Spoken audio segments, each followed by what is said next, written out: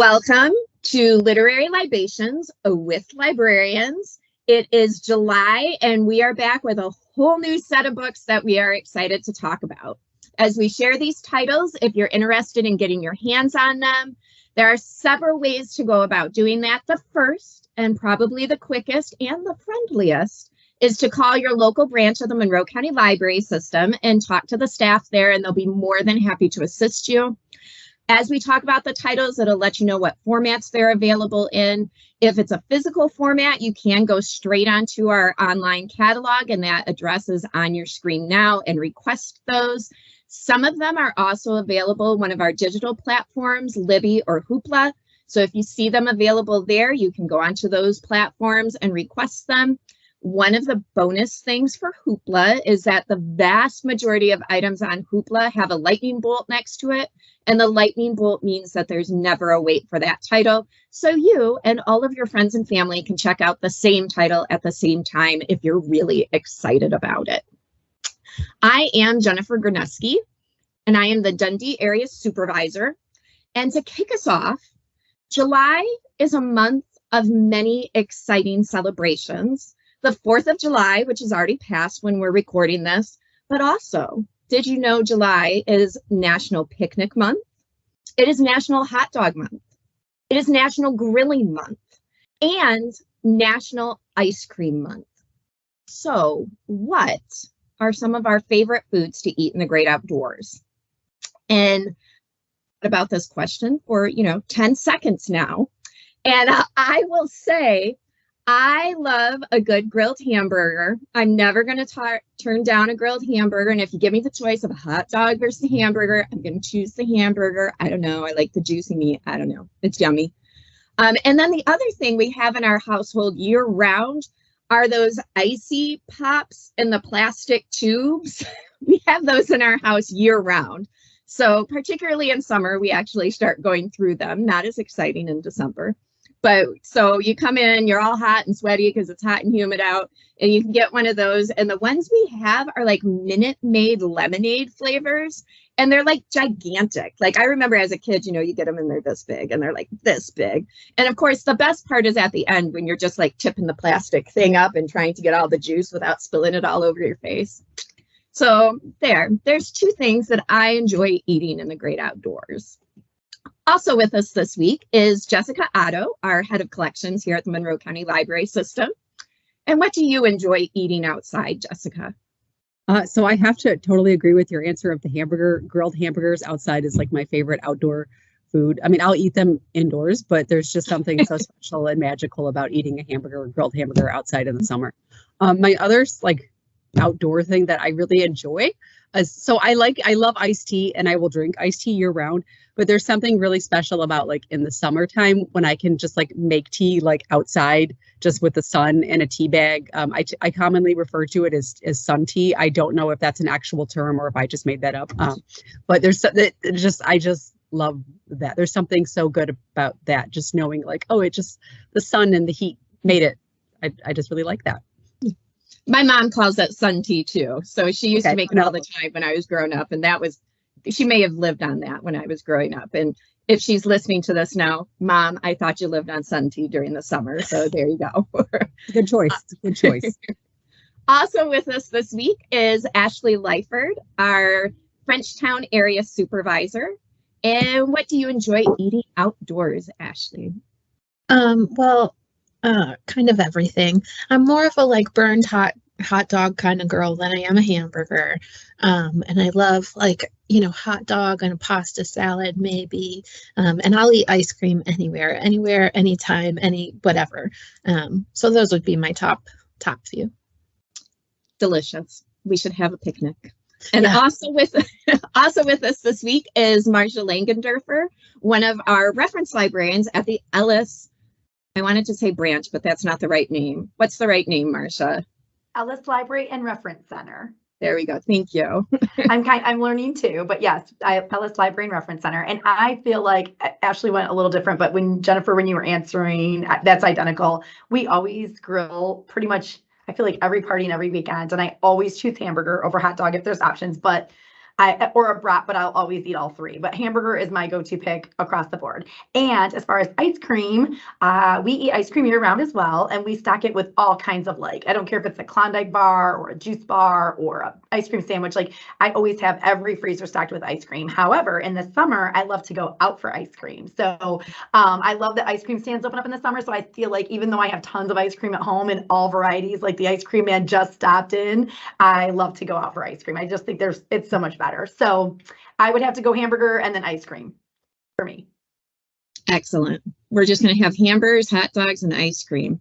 And then at the end, I'll give you some of those sticky icy pops. I have those too. We call them Mr. Freezes because I think that's what we called them when we were kids, but that's no longer what I have, but those are hugely popular too. All right. Well, we are ready for a celebration. And now we're going to talk about some of the books that we're excited about. And I'm going to ask Jessica to kick us off. Okay. Have you ever held a rock in your hand and wondered, how did this come to be? If the answer is yes, you'll want to check out my first title, Something Spectacular, A Rock's Journey by Carmela Lavinia Coyle, with illustrations by Carly Ann Fletcher. This brand new book is a geologic adventure with heart and wonder. It will take you on a beautifully illustrated journey back in time to discover the origins of the rocks that reside in our backyards and on beaches today. The rock's journey begins 272 million years in the past as a behemoth hunk of sandstone at the bottom of a forgotten sea. As time goes on, the rock encounters earthquakes, comets, ice ages, meteor showers, lightning bolts, wild rivers, flash floods, bears, and bison. So this book, this is one of my favorite things about it. It makes wonderful use of onomatopoeia as the rock hears the wind whooshing and the snow sloshing and the rain pitter-pattering. With each encounter of all these weather elements and natural phenomenon, the shape and the size of the rock change bit by bit, eventually forming it into what we know as a rock today. And while all this is going on at the same time, we are learning about a little girl who is preparing for a day of hiking in the present day. And as the story goes on, we realize that the journeys of the rock and the little girl are destined to merge in a moment that is truly something spectacular. So I first came across this book as it was here at our library service center waiting to be processed.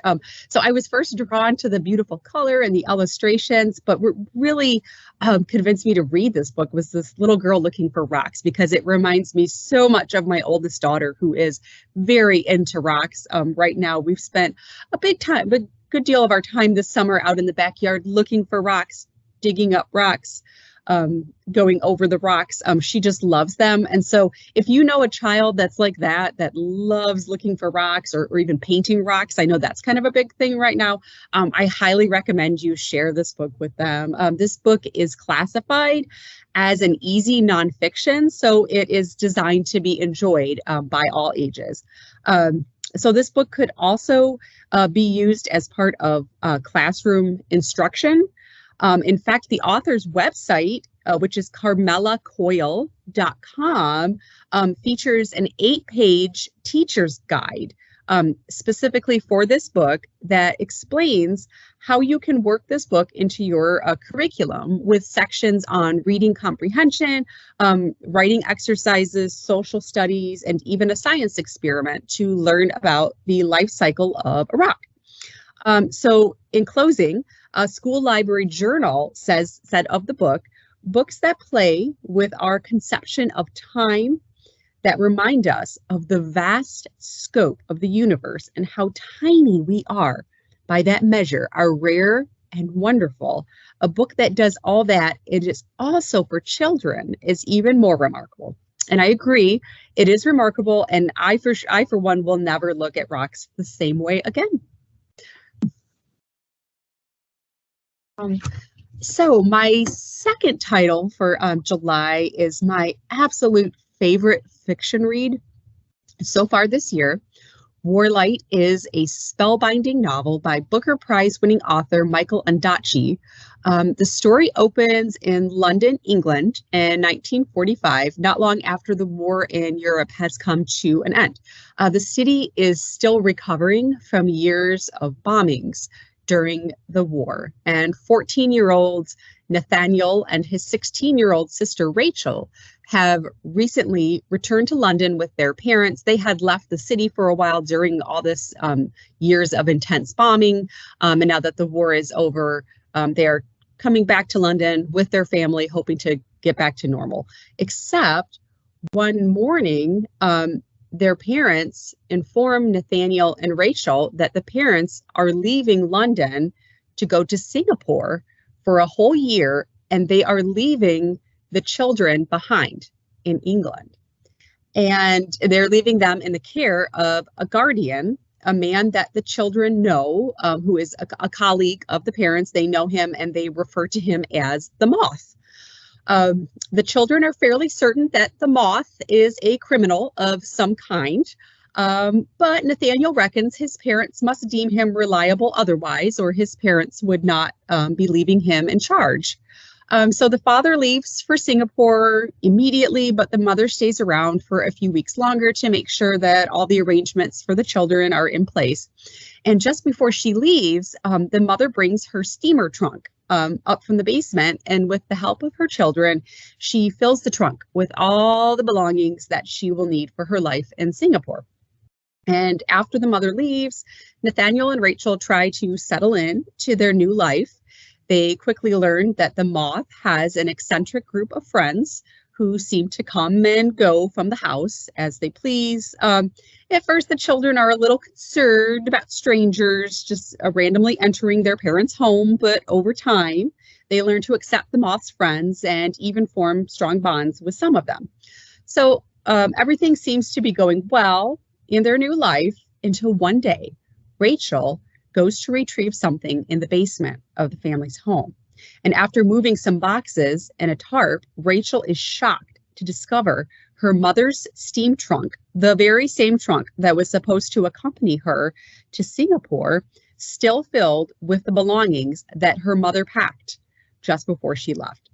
And Rachel shares her discovery with Nathaniel, who decides to confront the Moth about the trunk. And the Moth reveals that he is aware that the mother did not travel to Singapore to meet with the father.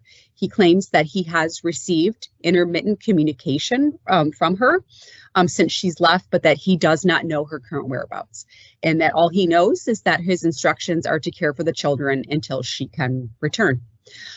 So as they await news from their mother, the children try to focus on their daily lives in London. Rachel focuses on her academics and she develops an interest in the theater.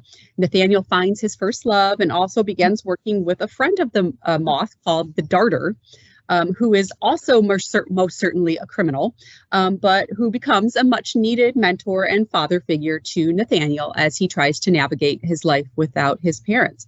So just as the children start to feel happy with their new lives, the reality of their mother's secret comes crashing into them, altering their lives in ways that they never imagined. So I think it's important to note that even though two of the main characters in this book are teenagers when this story begins, that this book it's not a young adult novel. This is a work of adult fiction and is cataloged as such in our collection. The story is told from the perspective of one of the teenagers later in life, when they are looking back on the events of their teenage years and trying to make sense of everything that happened through their adult perspective, which is sort of the primary focus of the second half of the book. So I just devoured this book from beginning to end. I just could not get enough of it. I was especially interesting to me was the bit about the World War II history. I'm a big fan of that. And I've read a lot of World War II nonfiction, which has made me feel like I have a good understanding of the different facets of the war. But this book introduced me to an aspect of the war that I was not at all familiar with. And I am so glad that I got a chance to get a glimpse of that world. I don't want to get into the specifics of what aspect that is, just because I don't want to spoil what's actually going on in this story. But it's fascinating to me that the number of essential elements of history that are out there that not many people are aware of, until writers like Ondaatje bring them to the forefront. And I'm very grateful that he took the time to explore this bit of history and share it with the world. So part coming of age story, part historical thriller. Warlight is the book that Publishers Weekly says is mesmerizing from the first sentence, rife with poignant insights and satisfying subplots. This novel about secrets and loss may be Ondaatje's best work yet. The book was named a 2018 NPR Best Book of the Year, as well as one of the 2018 100 notable books by the New York Times. It was also longlisted for the Man Booker Prize. I highly recommend it to books to fans of historical fiction, specifically World War II fiction. And of course, if you are a fan of Ondaatje's other works, this is an absolute must read. Excellent. Thank you so much, Jessica. I just love children's nonfiction. I just got to say that. I will also be sharing the children's nonfiction. And it just blows my mind that somebody's like, you know what we need a book about? Rocks. Rocks and how they're made. And then it's amazing and your mind is blown. So I love that. And Warlight sounds like a good book club book. Absolutely. So, I think that would be a great discussion book. So any of my book club people listening, writing that one down. Thank you, Jessica. And let's have Marcia share what she's been reading. Okay, thank you. So first, I have a couple of comments too. One was also that I think the Books on Tap lady would love that book. And I don't know if this is for here or a later conversation with you, Jessica, but have you ever taken your daughter or daughters to Fossil Park in Sylvania? Are you familiar? I am not familiar with that. No. I'll follow up with an email with you, and if anyone else is interested, they can email me separately on here. But you would definitely love it, especially after hearing that book and your daughter's interests. But I will go ahead and talk about my books right now. So the first one I'm going to talk about is Ward D by Frida McFadden, and I'm obsessed with Frida McFadden right now. I discovered her originally on Hoopla. I listened to her, so I also love her reader. I was so excited. One of the things about taking this different position was I couldn't wait to listen to more audiobooks on my commute, so that I have been burning through them. As her website says, I'm a Frida reader, and she has, like, you should definitely become a fan and follow her on stuff. I love her. She's a surgeon and a mother and an author, and she does all these things. And so she said right away, the first question everyone asks her is, how do you do all the things that you do? And the second question that they ask her is, can you come talk to me at my book club? So I refrained from doing just that, which is exactly what I was on there to do. So I have loved her, as do all the ladies at Books on Tap. We've started kind of separate. I won't call them stalking of her, but we have shared like-minded books like her. And I have one of my book club members who hadn't read in years, and she wanted to read like 100 books this year, and she's already at like 75. And, just because of this author particularly. But I love all of her books. I had a hard time picking one. I picked Ward D because it was the most recent and it's the freshest in my memory. But I will say I love these books because everyone knows I love murdery stuff. They're very murdery. So in these books, and it's kind of like almost like reading Clue, because you're suspicious of everyone. And you're in a room, there's only maybe 6 to 8 characters and they're all dying. So I love to guess endings of books, of movies. I ruin them all the time. Now I have switched where I will like write the ending to a movie down so I don't ruin it for my husband, just so that I can say, ha, I knew it. And I know he doesn't care, but I care. So I really, really pride myself in guessing endings. Even if it's a crazy twist that no one saw coming, I'm kind of like, well, but I'll tell you, in these books, she gets me out every time, because I'm suspicious of everyone. And then I feel like, even when I think I know, I'm picking someone kind of unlikely that's probably the murderer, and I think I'm guessing it, bam, it gets me every time. So I feel like every time I'm tricked, every time I love, and they are very, they're sort of, I don't want to say graphic in the way that they kill, but they're sort of, all of a sudden it's like this group of friends and they're camping, and one is stabbed and one looks like it was mauled by a bear, but we're not sure. And actually that's not from this book. That's from One by One. But in Ward D, she's a nurse, and she goes to this Ward D, which is the psychiatric ward. So again, you're suspicious of every single patient. Every patient is either, there's rooms that are locked and you don't know who's in there, but you hear them beating on the door and screaming things like, I'm going to kill you. And then there's other patients who you just, you'll find blood on their hand. Like, you just don't know. You think it's everyone.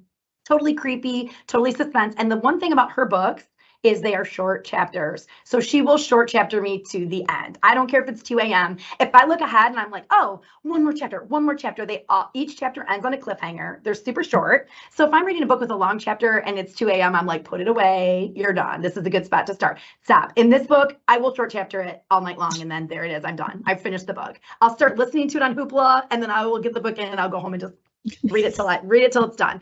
So I love her books in that I will sit and read them in one sitting if I can, or sit in my car in my driveway and finish them. So I love all of her works. They're very, if you like kind of Clue-like murdery mystery with a little bit of graphic, and like I said, it's an awesome reader. She writes books like I feel like I would write a book if I was an author. So I really feel like we are kindred spirits. So Frida, if you're listening, you don't have to come to a book club, but let's just continue to be friends. And that's the first one I'm going to talk about. The second one I'm going to talk about is by who I stumbled on, another fan who also loves Frida McFadden had told me about this, Taylor Adams. And this one is No Exit. I also love all of Taylor Adams' books, also available on Hoopla. I have listened to these as well as his books, as well as read them. This one I did read, but I think they made this into a movie and it was not as good. So if you saw the movie No Exit and you're like, oh, there's no way, please, please, please read this book. So this is a book about, there's a snowstorm and this young girl is by herself and she ends up in this rest area and they're trapped in, of course, no phone reception and it's freezing and, it's all the makings of a good, like Stephen King situation. And she goes outside in the parking lot and there's a van and she peeks in, and in the back of the van, she sees a small girl in a dog kennel in this van.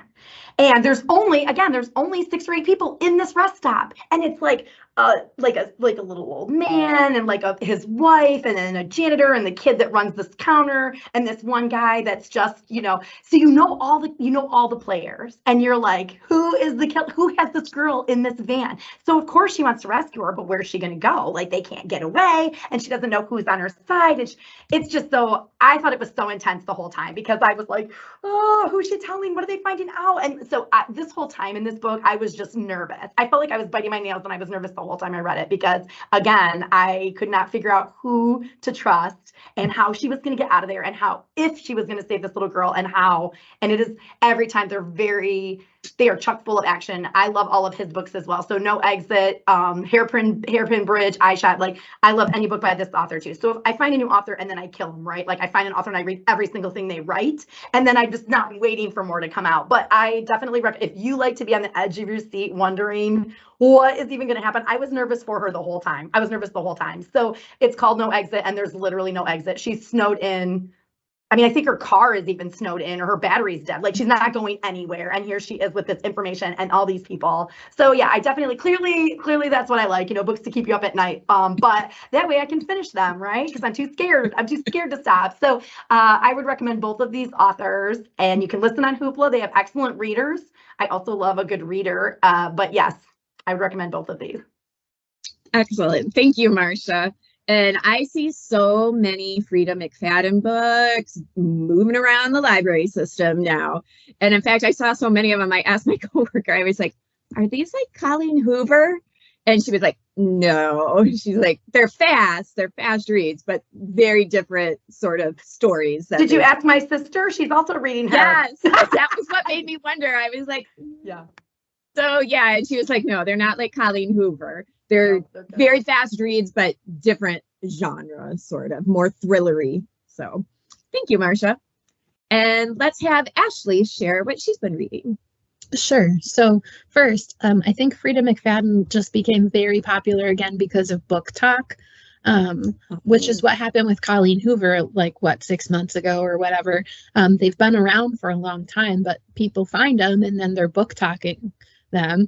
And then they just seem to take off because I didn't know about Frida McFadden either. And then somebody asked for her and was like, she's super popular. So I just went on TikTok and a few videos had 50,000, people love her apparently. So I'll read that. Yeah, and also I didn't want to do a spoiler alert yet, Ashley, the ones you're going to talk about, but I want to follow up on one of yours either before or after you talk. So you sure. Pick. Let's go after. Okay, so the first one I'm going to talk about is actually a Colleen Hoover novel. It's called Reminders of Him. If you haven't read anything by her, her stuff is very fast. Chapters are very short, like Marcia said. I never stop putting, like, I never put it down either, because I'm like, oh, it's just 2 pages. Oh, it's just 3 pages. And then you just keep going. I actually read this book in a day, which I don't generally do. But it just kind of sucked me in, and then I couldn't put it down. So it is a romance fiction, and it's about a girl named Kenna who, when you meet her, she's in jail. And you don't really know why. She doesn't ever really want to talk about it because it was traumatizing. But when she gets out, she has a plan that she's going to go move. She has a daughter that she's never met except for when she was born. They took her right away. Because prison, and she's with, the daughter is being raised by her boyfriend's parents. So she gets out, and all she wants to do is go and see her daughter. Like, she wants to become part of her life, and she's willing to wait and, make the in-laws like her, and she's willing to work with them. She doesn't even think she'll get to have her daughter. She just wants to have some small role in her life. So she gets there. And the first day she's there, she goes to a bookstore, which has been turned into a bar now, while she was in jail. And she meets the bar owner, and they kind of hit it off as friends, not knowing who each other is. So you find out eventually that she was in prison for vehicular manslaughter. She got into an accident. Her boyfriend died, and she was drunk. They were both drunk and decided who was less drunk, and she was. So she is scared. Obviously, she's young, so she runs away. Like, she goes home and in her drunken stupor passes out. She left him there because she thought he was dead. So she's haunted by this whole situation. Turns out he wasn't dead. Like, he did die. He crawled across the road and was trying to seek help, but he died before he could get any help. So she was charged with manslaughter, and through the whole trial, she didn't speak up for herself because she thinks she deserves it. So that's why she goes to jail. And so her daughter is with the parents of the boyfriend, who want nothing to do with her because she killed their son. So one interesting thing in this story is that she writes letters to her ex-boyfriend. So a lot of the story is her dead boyfriend. A lot of the story is told from her perspective, writing letters to him, oh, this is different, whatever, because she misses him desperately. So like I said, she met this bar owner. Turns out that he is part of her daughter's life because he's her boyfriend's best friend. Yeah, I'm just kidding. So,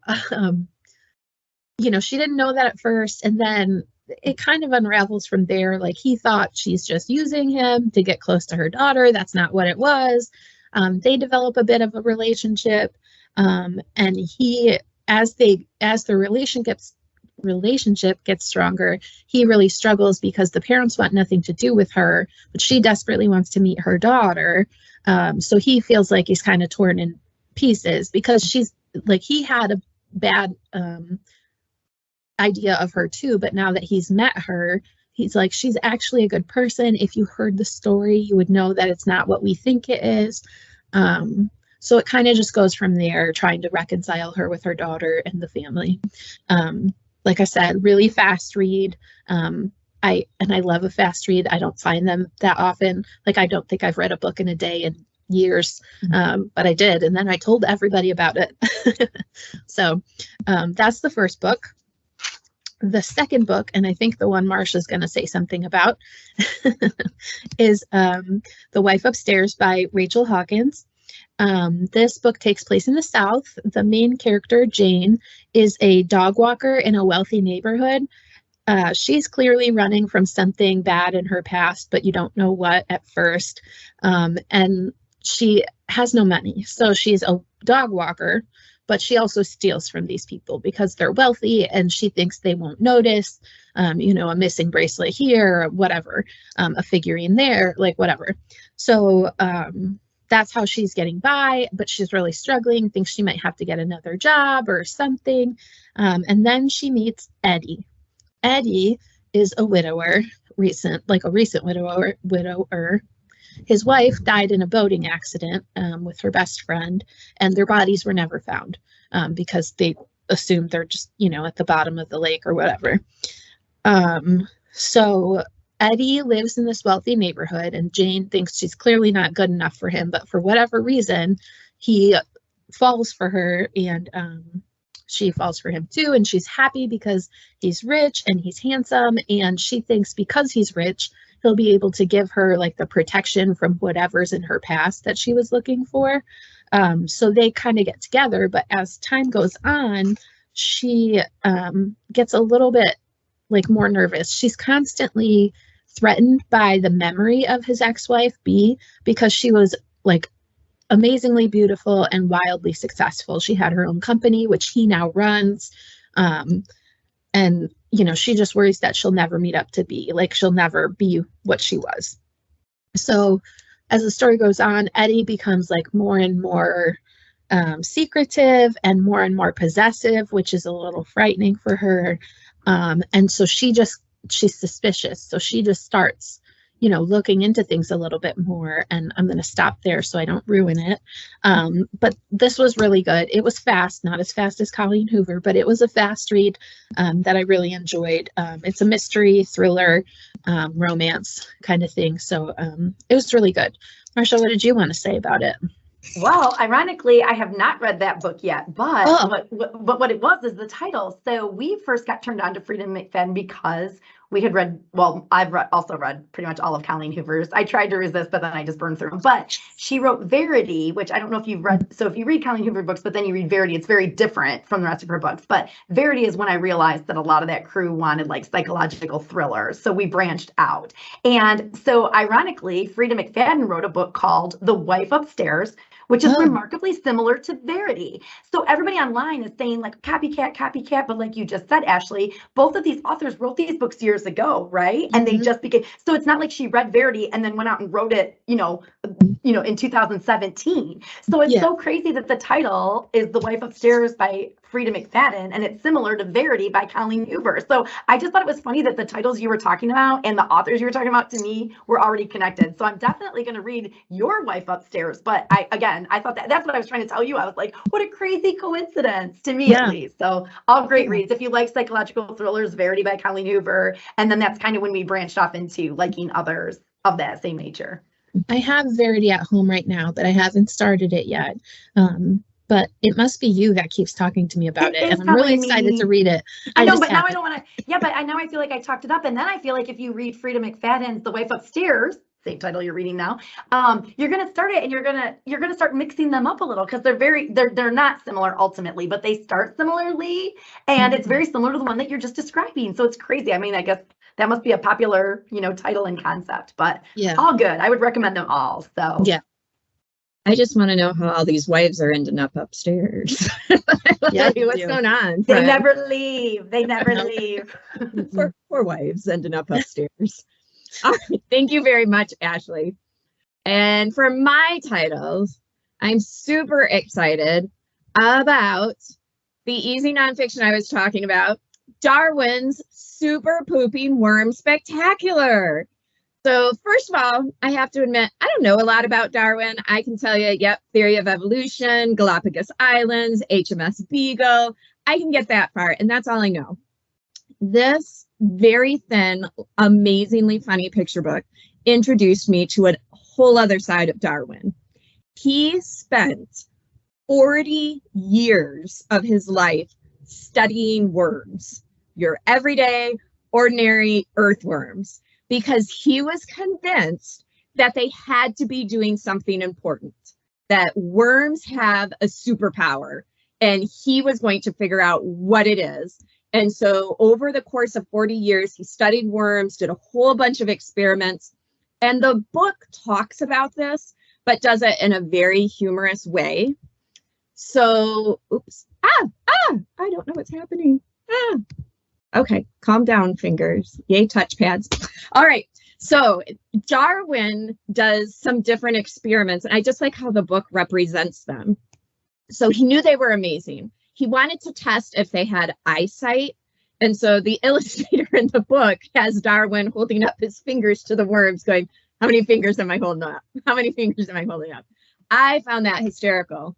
And then I laughed out loud when I read the next one. He tested their eyesight by trying to surprise them by jumping out at them. There's a picture of Darwin just going, boom, jumping out at the earthworms. And shockingly, they didn't respond because they don't respond. They don't have eyesight. But he does all of these experiments on them. He does noise experiments. He played the bassoon. And this is documented in his book. He played the bassoon for the worms. They didn't respond to that. But when he set the worms on a piano, they responded to that because they could sense the vibrations. So worms are surprisingly sensitive to vibrations. They don't see, but they do respond to light and dark. And so he was trying to figure out how are they responding to light and dark? And there's like photoreceptors in worms' skin, so they can sense the light and the dark. So they move around according to that. It's really interesting and fascinating. But of course, the most important thing that he discovered is that worms poop a lot, and that their poop is really important for plants to grow, and that it affects the ground and the soil and what is available there, and it aerates the ground and it gives it fertilizer. And so, here's Darwin in this big, lovely garden that saying that, the worm poop acts as a plant super booster. And as his scientist friends discover that, Darwin's super into worm poop, Darwin's friend actually sent him a giant earthworm poop all the way from India. and I love this picture where Darwin's like, oh, look, a 6-inch poop just for me. How thoughtful. Thanks, friends. So it's a really fascinating book. First of all, I didn't know a whole lot about worms to start with, except, it didn't answer the question that we all had at the library. Because, of course, when you get an interesting book at the library, you share it with all of your coworkers, and then they all have to listen to you read it and think that you're hysterical while you're reading it to them. But the question is like, okay, so it rains. All the worms come up and get on your driveway or your sidewalk, and then they get stuck there. And I haven't gone out and Googled to find out why that is. I should have. This book does not answer that question. And I'm sure it's something to do with like lubrication of their skin, and then they can get on the cement and then they can't get back or something. But there's my theory. I think they're flooded out of their homes. And then they're just trying to get to the, we have a lot of concrete, so we see this all the time, and I'm always sad. I try to run out and save them. Save the worms. And then I was so sad until one day I saw like the birds eating them like crispy off the sidewalk, and then I was like, birds gotta eat. So I try to be okay with the whole thing, but it's hard because I'm sad when I see them out there. Yeah, it's the circle of life. But you'll be glad to know, one of the facts I learned in this book is that for 1 acre of land, there can be more than 1 million earthworms. For every person on the planet, there are 7 million earthworms. So the ones that don't make it on your driveway, I mean, you're important. Every worm is important. Don't get me wrong, worms. I feel remarkably better. I feel remarkably better. Thanks, Jennifer. Yeah. I might not try to save them all and push them back into the dirt from now on. Right. But it's a very fun book. It's very interesting. Clearly, some of the illustrations of his experiments are humorous, but then there's a lovely little worm narrator who comes along and explains, like, this is what's documented that Darwin actually did. It's all in very accessible language for children. It's very funny. And, if you're reading this book aloud to kids, you get to say the word poop a lot, and kids love that. So excellent 6th grade class read for sure. I said that when I saw the title, that's where my mind went. Yeah. Read this to 6th graders. So if you have children in your life, you can entertain them and educate them with Darwin's Super Pooping Worm Spectacular. 2 thumbs up.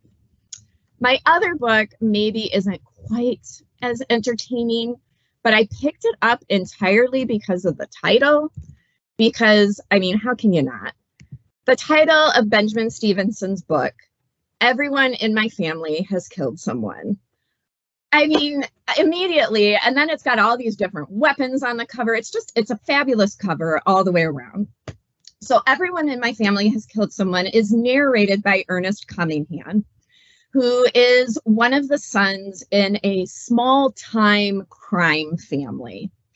And in the introduction to the book, Ernest tells you straight up, everyone in his family has killed someone. His brother has, his stepsister, his wife, his father, his mother, his sister-in-law, his uncle, his stepfather, his aunt, and Ernest himself. And so he also promises, though, this is the age of the unreliable narrator book. Ernest promises in that first chapter, he is going to be absolutely truthful. He tells you if you're just in this book to find out how all his family's killed someone, you can find all that information on these pages. Here are where all the juicy deaths happen. And he tells you what page number it is. And if you just can't help yourself, you can just skip to those pages. He tells you straight up some things that are going to happen, including that there's going to be a plot hole in the book that you can drive a truck through. I will tell you, I read the whole book. Ernest doesn't lie. He doesn't lie. He is reliable. So what happens is Ernest's brother is getting out of jail. His aunt has decided they all need to get together. So they're getting together at this chalet in Colorado. And while they're there, somebody else unrelated to the Cunningham family is murdered. And so you have that being figured out. And then throughout that murder mystery, you discover how everyone in Ernest's family has killed someone. And if you end up loving this, which I did, you need to kind of have a weird sense of humor. The closest I can come to comparing it to is Fargo, where it's kind of that off-kilter sense of humor. There are definitely some violent scenes in it, but there's also some really lovely, poignant scenes in there. So, it just runs the whole gamut. And if you love it, the good thing to know is I went out to Goodreads, to do my review and discovered he's already got picked up for a sequel called Everyone on This Train is a Suspect. So I am looking forward to that because the voice of Ernest makes for very enjoyable reading. I did not listen to the audio on this, but I feel like it would make a fabulous audio. Jennifer, when you were our podcast guest, I recall the book you talked about was Ways to Kill Your Boss. So I feel like is there something you're trying to tell us? Yeah. Murder Your Employer. That was also a good one. That's a good one too. So yeah. Well, you said you liked murdery books. I do love murdery books. I love murdery books. I read that one after you suggested it. Yeah. So yeah, I'm looking forward to this one. As we wrap up, come here for your murdery books. I love murdery books. So thank you to all of you for sharing what you've been reading and you're excited about. Thank you to those of you who listened. And hopefully we'll be back in August to share more titles that we've enjoyed. Thanks. Bye.